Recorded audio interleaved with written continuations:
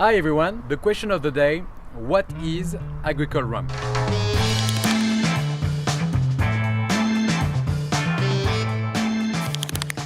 When we talk about rum in the world, we have three different types of rum. We have the French style rum, the Spanish one, and the English one. When we talk about agricole rum, we are talking a rum made with the French influence, more particularly in the following islands: Martinique, Guadeloupe, and Marie-Galante. An agricole rum is a rum made of 100% sugarcane juice, fermented and distilled. Now you can find many beautiful agricole rum all around the world.